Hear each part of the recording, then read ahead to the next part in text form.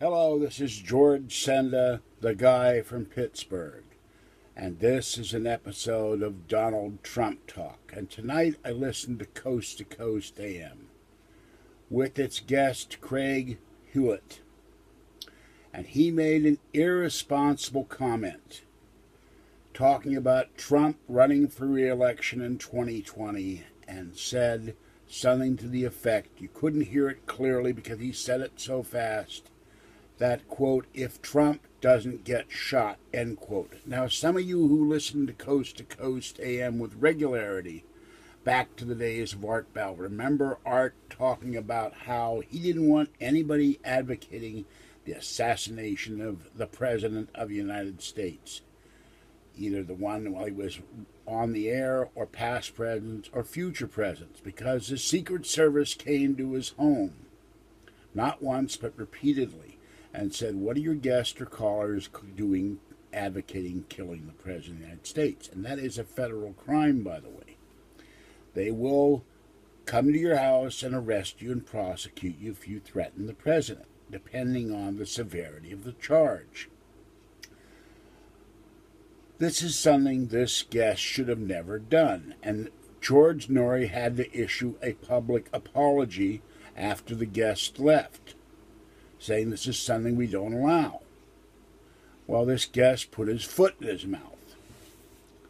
But there's more. This guest went on and railed about the U.S. military, the American government, Donald Trump, Dick Cheney, Henry Kissinger, and some guy, the former head of the World Bank. And he went on and on about this, how it's all a big international conspiracy of the mega corporations and the U.S. military to have influence in Africa and all over the world.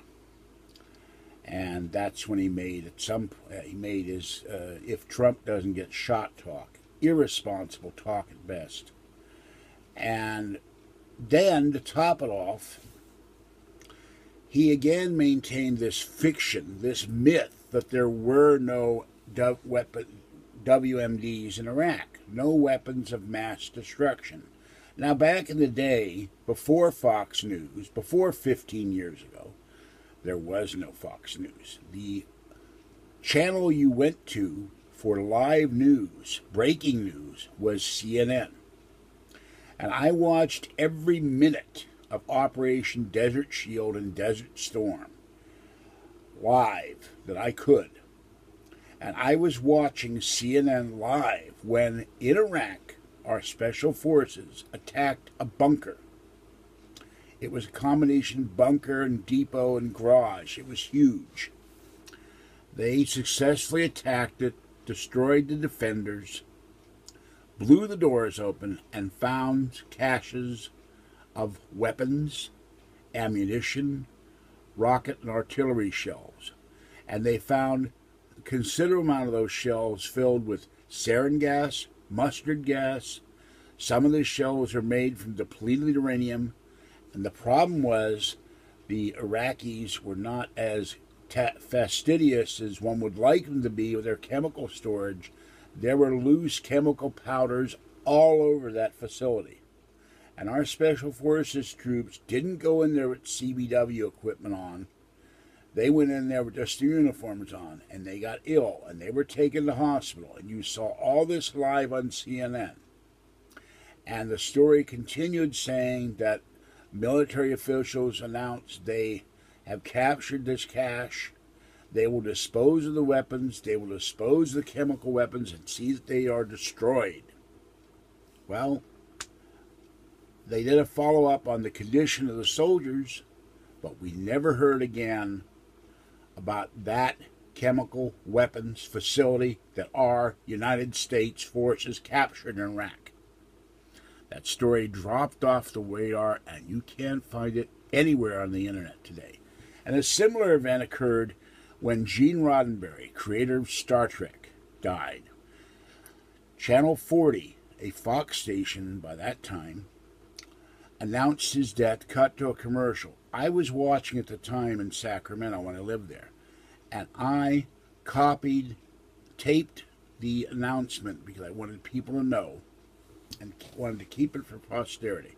So now Gene died, and then after that they came out in a news story, and this too has been suppressed, saying that scientists have discovered a way to keep cigarettes from becoming addicting, to keep heroin from becoming addicting, and to keep alcohol from not only becoming addicting, but you wouldn't get high off the heroin, you wouldn't get drunk off the alcohol.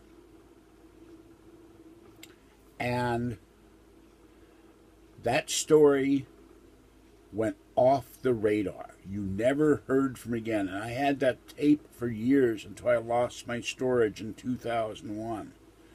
And I've never been able to find it on the internet anywhere. And it's too long ago to ask Fox 40 in Sacramento directly if they remember this story.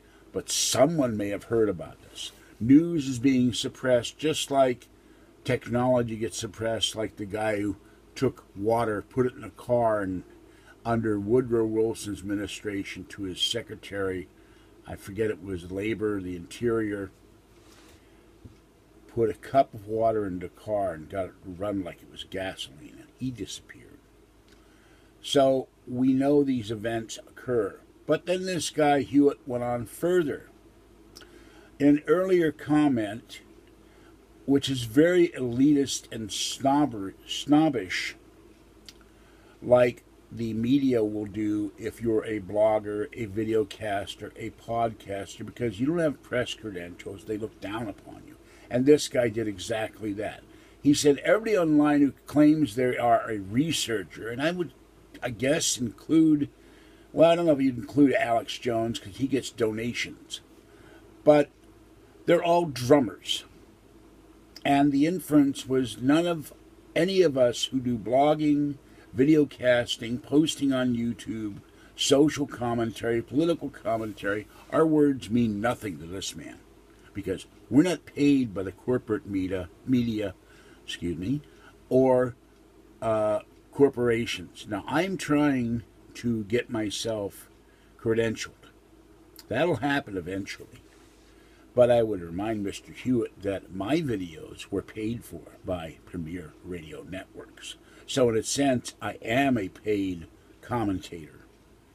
And so I have some credibility in the field because even though they paid me a small amount, I still get paid for my stuff.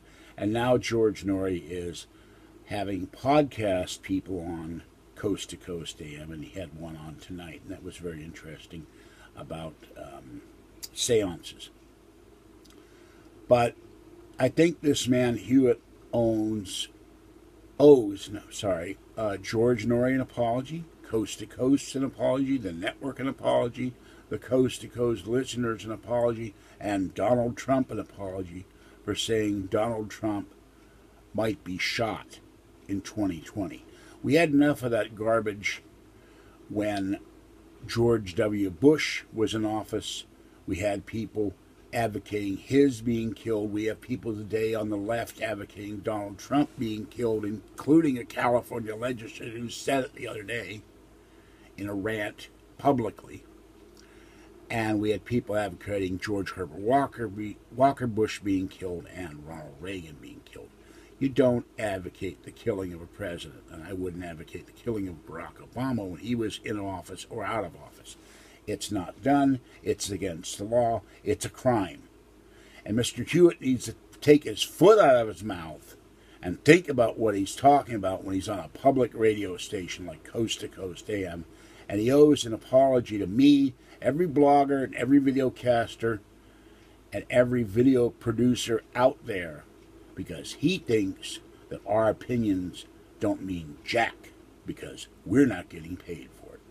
All right, this is George Senda, the guy from Pittsburgh. I've said my piece, and have a great day and stay safe out there, and I will catch you next time. Bye-bye. I have to add one little thing to this video, which I forgot to mention.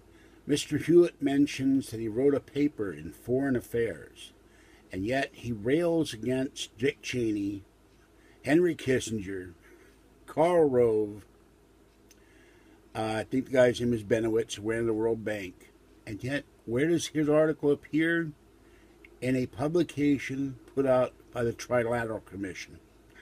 That's what Foreign Affairs is. It's their official magazine.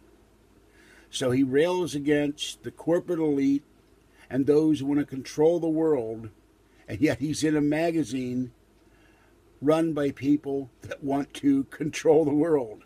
And if you don't believe what the Trilateral Commission is, just look at Alex Jones's videos over the years. He'll tell you all about it. And I'm sure other coast-to-coast guests have talked about the Trilateral Commission. But Mr. Hulit didn't bother to mention that Foreign Affairs is the official journal for the Trilateralist, like Jimmy Carter and others. Oh, and Zbigniew Brzezinski, who I always have trouble pronouncing. That's two of them, Trilateralist. Nelson Rockefeller, Trilateralist.